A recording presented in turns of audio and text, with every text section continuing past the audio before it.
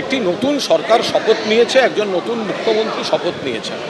ফলে প্রথম থেকেই তার সমস্ত বা তাদের সমস্ত যা কোনো সিদ্ধান্ত নেবেন তার বিরোধিতা করাটা মানুষ ভালোভাবে নেবে না। একজন নতুন মুখ্যমন্ত্রী তার মন্ত্রিসভা শপথ নিয়েছে, ফলে প্রথম দিন থেকেই যে কোনো বিষয়ে যদি তাদের কোনো সিদ্ধান্ত হলেই তার নিশ্চয়ই তার ইতিবাচক দিক থাকবে, নেতিবাচক দিকেরও সম্ভাবনা থাকবে, কিন্তু প্রথম থেকে যদি সমালোচনা করি সেটা বোধহয় মানুষ ভালোভাবে নেবেন না। ফলে আমরা সবাই নজর। বিধানসভায় শপথ গ্রহণের পরই কুণাল ঘোষ তৃণমূল বিধায়ক তিনি ইঙ্গিতপূর্ণ পোস্ট করেছেন, যেখানে তিনি উল্লেখ করেছেন তাপস রায়কে দলে রাখতে চেয়েছিলাম কিন্তু পারিনি, দুর্ভাগ্য। এবং সেই পোস্টে তিনি আরও উল্লেখ করেছেন, পরে রাজনৈতিক বিরোধিতা থাকলেও ব্যক্তিগতভাবে তাপস রায়কে ভালো বলায় আমাকে দল সাসপেন্ড করে। ঘটনাচক্রে আমি আজ তৃণমূলের বিধায়ক ও শপথ বাক্য পাঠ করছি বিজেপির হয়ে জেতা তাপস রায়ের হাতে। ভাগ্যচক্র সজল পুরপিতাও বটে। উত্তর ও মধ্য কলকাতায় তাপস রায় ও সজল ঘোষদের বাধ্য করা হয়েছিল দল ছাড়তে। এই পোস্টের মাধ্যমে তিনি ঠিক কি বোঝাতে চেয়েছেন, ইঙ্গিতপূর্ণ পোস্ট করেছেন, আরো বিস্তারিত এই নিয়ে আমরা জানবো। আমাদের প্রতিনিধি রাজর্ষী দত্তগুপ্ত রয়েছেন আমাদের সঙ্গে। রাজর্ষী, দেখো, রাজনৈতিকভাবে অত্যন্ত ইঙ্গিতপূর্ণ এই পোস্ট, কারণ কুণাল ঘোষ এবারে বিধায়ক হয়েছেন বেলেঘাটা থেকে জিতে। তৃণমূল কংগ্রেস রাজ্যে হেরে গিয়েছে। বিরোধী আসনে কুণাল ঘোষ বিরোধী বিধায়ক হিসাবে আজকে প্রোটেম স্পিকার তাপস রায়ের কাছ থেকে শপথ নিয়েছেন এবং তার পরেই সমাজ মাধ্যমে এই পোস্ট, যেখানে কিন্তু তিনি তার দলের একাংশের দিকেই আঙুল তুলেছেন, দলের একাংশকে দায়ী করেছেন।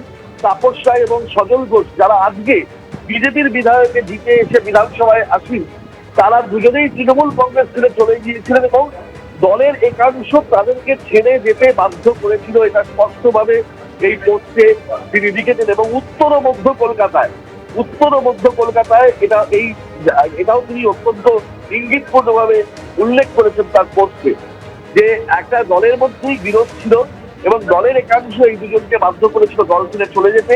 সেখানে কুণাল ঘোষ চেষ্টা করেছিলেন এদেরকে দলে রাখতে, কিন্তু ব্যর্থ হয়েছিলেন এবং এদের সম্পর্কে ভালো মন্তব্য করার জন্য কুণাল ঘোষকে দল সাসপেন্ড করেছিল, এটাও উল্লেখ করেছিল। অর্থাৎ দলের বিরুদ্ধে তিনি অভিযোগ করেছেন। শুধু তাই নয়, এখানেই থেমে থাকেন। আজকে তৃণমূলের তরফে যে এখনো স্বজন পোষণ চলছে, এই হারের পরেও যে একটা স্বজন পোষণ চলছে সেটার উল্লেখ করেছেন এবং সেটা খুব আপত্তির এবং উদ্বেগে এ কথা তিনি পোস্টে পরিষ্কারভাবে লিখেছেন। শুধু তাই নয়, লিখেছেন এভাবে চললে কর্মীরা তাদের ঐক্য হারাচ্ছেন এবং তৃণমূলকে চাঙ্গা করার লড়াইতে আত্মবিশ্লেষণটাও জরুরি। এইভাবে কিন্তু তিনি দলকে বলতে পারো তিনি দলকে নির্দেশ করেই, দলকে নিশানা করেই এই পোস্ট করেছেন।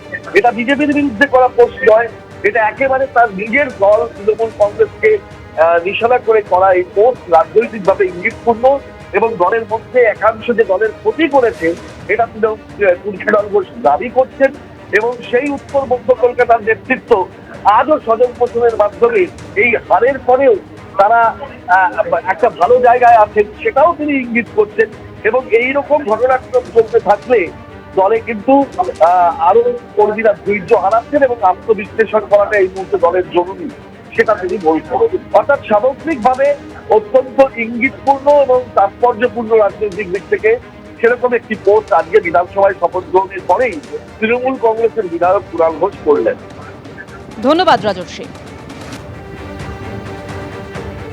অন্যদিকে বিজেপি বিধায়ক বরানগরের সজল ঘোষ তিনি শপথ গ্রহণ করেছেন এবং তারপরে তিনি মজার ছলে মন্তব্য করছেন যে গুজব রটছে আমি কারাগার মন্ত্রী হব। শুনুন।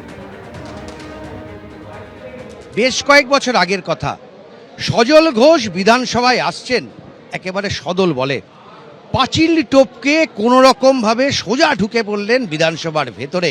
আর তারপর কটা দিন যেন জেলে কাটিয়ে? 3 দিন। হাসিম আব্দুল হালিম সাহেব তখন ছিলেন স্পিকার। 3 দিন জেল। পাঁচিল টপকে এই গেটটা দিয়ে ঢুকেছিলাম, ঢুকে এই ঘুরে এই গাড়ি বারান্দার নিচে 4টে গাড়ি দাঁড়িয়েছিল, 21টা ছেলে।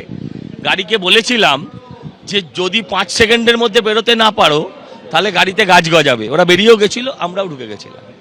তার মানে বিধানসভার ভূগোলটা আপনার জানা? ভূগোল কেন, একদম হাউসের ভেতর অব্দি জানা। ওদিন হাউসের ভেতরে পৌঁছেছিল। প্রথম বিধায়ক হয়েও অনেকে রাস্তা গুলিয়ে ফেলেন, অনেকে হাঁটতে গিয়ে হোঁচট খান। না না, হোঁচট খাওয়ার কোনো জায়গা। এরকম কটা জায়গায় আপনার চেনা? এবং আমার শেষ প্রশ্ন, সম্ভবত আপনি সবচেয়ে বেশি দিন জেল খেটেছেন ছাত্র জীবন থেকে আজ পর্যন্ত, মানে জেলটাও আপনার জেল।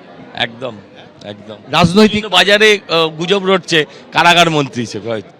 এবিপি আনন্দ, এগিয়ে থাকে, এগিয়ে রাখে।